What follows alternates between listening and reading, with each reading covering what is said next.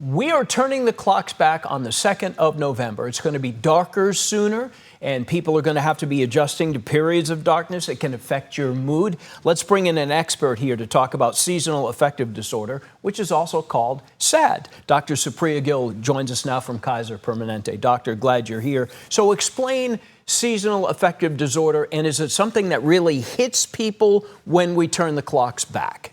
Yeah, so thanks for having me.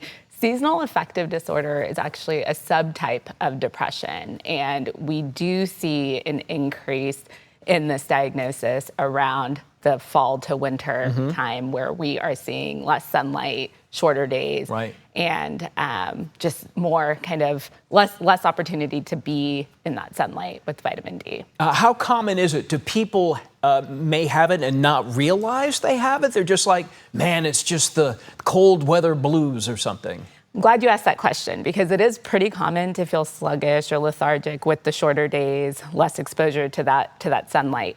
When we start to notice that these feelings that we're having are impacting our ability to function in our daily life, are impacting our thinking or how we're interacting with others, that could be a sign that we need to look a little bit deeper to see what's going on. What would you suggest people do if they figure out they have it or they've been diagnosed with it? Should they avoid too much TV time? Should they know that they have it and it's let's go do something fun?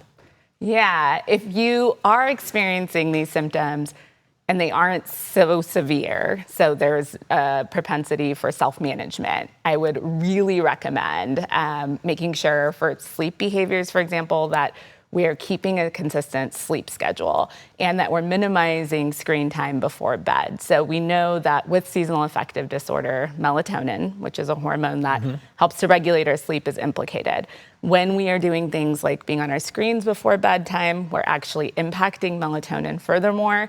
And we already know with seasonal affective disorder, we're going to be more tired. We're going to need more energy and more regular sleep with that hypersomnia that can be really prevalent. So making sure your sleep is consistent, getting regular exercise, getting out in the sunlight. So I've mentioned vitamin D and a decrease of that with our seasons changing. And so if you're able to get outside, especially in the mornings, to get some exercise in, get your heart rate up, we know that exercise is good for mental health, and getting that vitamin D is helpful. Those are good organic recommendations. Is there a medication, if that doesn't work, that generally some people might need to go on? And would the medication be just seasonal? That's a great question. So what I would say is, if you are feeling like those symptoms are really intense and impacting your ability to function, then talking to your doctor, ruling out any organic causes or underlying causes of what you're experiencing. There are medications that are really safe and supported that include SSRIs.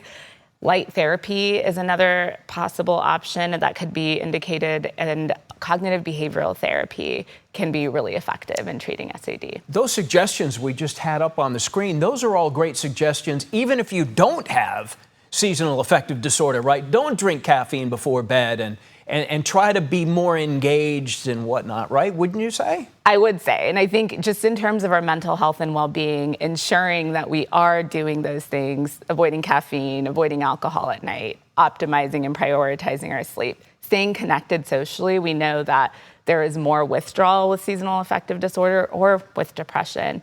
We also know in the general public that loneliness is a public health epidemic. So really ensuring that we're prioritizing social connection and really being with the people that help us to feel happy and well is important for our well-being. Last question, did you see a real outbreak of SAD during COVID when people were locked in their homes and did not have physical contact with people? You know, I think that what we did see and what we're continuing to experience is an increase in mental health symptoms, both in terms of our adolescents and our adult populations. And so we're continuing to see that trend, and part of that is because of that social isolation that I mentioned, and a lot of increased connection, so to speak. I'm using air quotes because a lot of things are happening digitally now, and that removes that human-to-human interaction, which can exacerbate mental health symptoms. Wow, you just probably teased our next segment together, which is the digital issues with people who are home and interacting strictly digitally and not